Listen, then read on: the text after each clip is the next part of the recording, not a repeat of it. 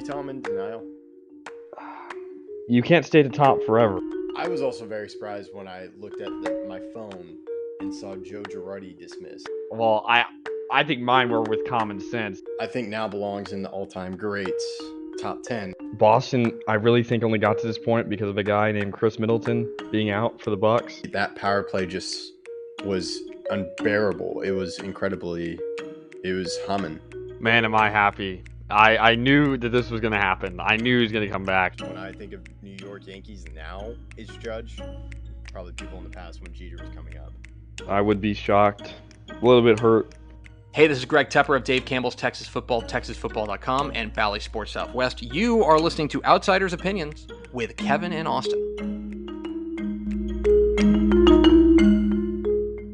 What's up, y'all? Welcome to our MLB Opinions of the week. And the man that came up with this tagline, Austin, the rich get richer as the LA Dodgers spend more money to add a player in Teoscar Hernandez. They do. And what was it? Was it $22.5 million? How much was it? I believe so. I think now they're like close to 1.05 million in total, or billion. But yeah, while you look that up, I'll mention that I just can't believe how many moves the Dodgers are making, and I don't know when it stops because they keep finding holes for themselves to fill. Teoscar Hernandez was an all-star in 2021 with Toronto. Last year he was with Seattle, and he was good, 26 home runs. His OPS plus was only 106, but he's always been a decent hitter, and I do think he'll play. It's just how much, because they still have Jason Hayward. They still have a lot of these guys that I just don't know. You can only play 9 guys at a time, 8 if you don't count the pitcher. So what is the plan is really what I'm getting at. Yeah, it's a 1-year deal, $23.5 million. 23.5, okay. 23.5, but $8.5 million will be deferred to be paid out from 2030 to 2039. Say that again.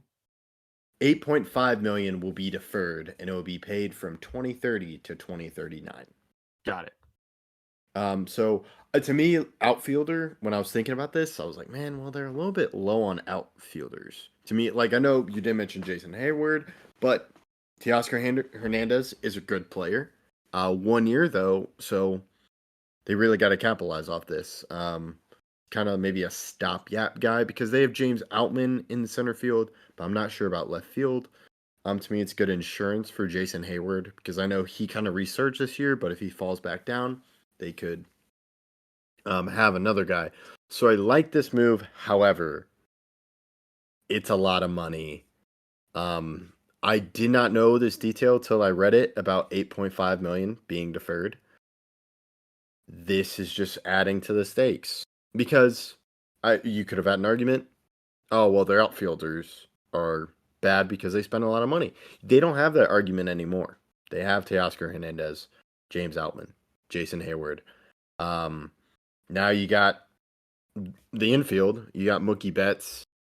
You got Freddie Freeman. You got Shohei. You got Will Smith. This seems like a lineup that doesn't have many holes. The only reason I think they lose and don't get a World Series is the players don't live up to what they do. They have a bad game like Betts and Freeman did, which would be very disappointing and would cause an uproar, as it should, since they are spending a lot of money. Yeah, and it's just remarkable how much they do not care about the future of the team past this kind of Ohtani period. Because you said 2032 to 2039, was that the period? 2030 to 2039, so 9 years. Okay. And Ohtani only signed through, what did he sign through? Signed for 10 years. Yeah. So that'll cross over a little bit. That'll cross over like 3 years, but it's really the post Ohtani years. I don't see how the Dodgers are good. Yeah, they're probably not. The thing is, though, if they get 2 World Series rings, more even, but I think The default expectation is 2, which is high, but it's a lot of money. And I don't think they should be punished for spending money or hated on for spending money, as I'm a guy where the Rangers spent a ton of money, but it worked for me, thankfully. Um, if it You works can for only the get hated Dodgers, on if you don't meet the yes, expectations that you're yes, obviously supposed to live up to. yeah, absolutely. Like the Rangers, to me, got 1. I think that's pretty good. First one ever. Um, Dodgers, you got to get 2 because 10 years. And then I think, yeah, they're going to be bad, which I think if people are like, well, they won 5 rings, which I know is insane, but just like, man, we got an incredible amount, top of the league. If they're top of the league every year, get 2 World Series rings, maybe let's say like 4 NLCS appearances in that time, I think that's okay. That's good.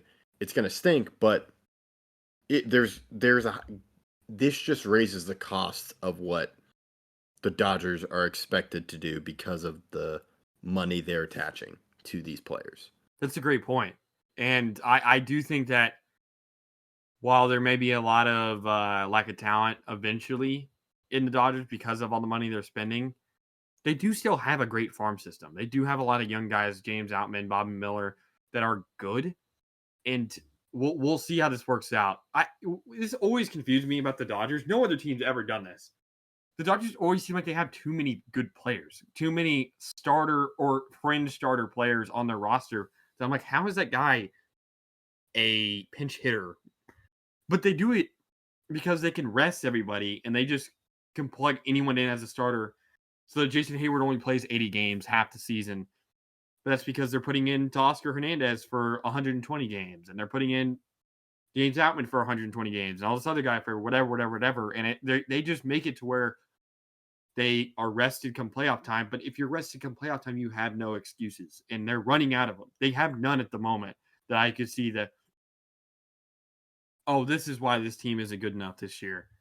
No, you can't spend this much money in half holes, at least big ones. Yeah, and you mentioned farm system, and you know what's key in a farm system is the trade deadline. So this should be a team with the expectations. To me, farm system is for the future. Kind of maybe don't worry about your future. Worry about getting that big pitcher, because injuries happen. Like I'm sorry, I'm harping on the Rangers, but Rangers lost the Grom. They lost. Who else did they lose? Who's another starter? Because they traded for Montgomery. They dealt with injuries. They traded for Montgomery. They traded for a bunch of relief. Well, they traded for 1 relief pitcher. Injuries are going to happen, and you need that farm system to go do it. And so that's just my thinking. I think there's a true connection between Rangers and Dodgers because Rangers went and spent a bunch of money over 2 off seasons. I like to say it worked. And now the Dodgers are just kind of seeing, okay, I see you raise 5. I'm going to raise you 15. Yeah, I think we can kind of segue into the trade that we saw. Robbie Ray goes to the Giants for Mitch Haniger, who's obviously on the Mariners team that first made the playoffs in 2022. Yeah, 2022. And then also they got Anthony Desclafani, who was a great starter for the Giants during that miracle 2021 run. And I saw a funny tweet that said that all 3 players included in this trade were all really, really good in 2021 and have kind of fallen off since. And that's true. Desclafani, 3.17 ERA. Mitch Haniger in 2021 hit for 39 homers and over 100 RBIs. And then Robbie Ray obviously won the AL Cy Young. Who do you think wins this trade right now? Or is it a little bit too early to tell? Because I think that if Robbie Ray can return to his Cy Young abilities, I do think the Giants have won this trade. Yeah, I kind of like this for the Giants, and it's just kind of leaving me confused for the Mariners because the Mariners go out, sign a free agent, sign Mitch Garver, a thumper, and they were a team that kind of relied on their pitching rotation. And, Robbie Ray, you mentioned, struggled since 2021. This is 2 years, not even a year of him, 2 years of him playing because he got injured this year. Yeah, Of the big contract, they went and signed him. So to me, it's kind of going like, we messed up with this contract. Let's trade him away. And now, if you're the Giants, who do you have? You got Robbie Ray. Apparently, he has an opt-out available for 2 years, $50 million. But this year, you have Robbie Ray, you have Logan Webb, Alex Cobb. That's your three. that's a Imagine really if you, good three. yeah. Imagine if you get to the playoffs and Yeah, that's yeah, your that's three. you make a great point. And Robbie Ray had an okay season his first year in Seattle, and last year people would be like, "Oh, he had an 8.1 ERA. He pitched 3 innings and was Yeah. hurt." I don't really count that. It doesn't really matter to me. So he really only played 1 year in Seattle. Now, did they make the playoffs that 1 year? Yes. So it's not a complete waste. I wouldn't say it's a complete waste because they made the playoffs for the first time in years. He didn't necessarily pitch the greatest in those games, but they still made the playoffs and was fine. But at the same time, I do wonder, like, are Seattle fans okay with this? Is the playoff the bar? Like, it can't be. You have to look for greater things. And I do think the Giants have won this. Face value at the moment, I think Robbie Ray could still return. If he's 100% heading into this year, I think the Giants have a top 5 rotation in the MLB. And I'm excited for this if I'm a Giants fan. I know you didn't get some of the guys, Yamamoto or Otani or anybody, but this is big, and they're still trying to make moves. I think San Francisco is definitely looking good after this trade. Yeah, I like it for San Francisco. And you kind of harp on the Mariners weren't when you sign a guy to a 5-year, $115 million contract. To me, you're like, yeah, you're going to be here at least 3 or 4 years. And he was only there for one. To me, we were talking about the Mariners, like, hey, it's their pitching. They just need to get hitting. This hurts their pitching. And I would have understood more if it was for a bunch of prospects. But no, it's really for guys now. And I'm not like Mitch Haniger. And I just not like you could have kept Mitch Haniger. Why are you doing that now? Exactly, because they're still going to have to pay him the same contract that the Giants did, only 1 year less. It's just, I don't get it. It doesn't make sense. It just doesn't make sense. I'm not a huge fan of it. But it seems like the trade market's heating up, and maybe the Dodgers do something, or another team does something, because you do have the Braves trade with Chris Sale, Vaughn Grisham, but what else happens? I think that's what we'll be on the lookout for. Any final thoughts, Austin? No. That's all we got. Let us know what you think, and we appreciate you listening to Outsiders Opinions.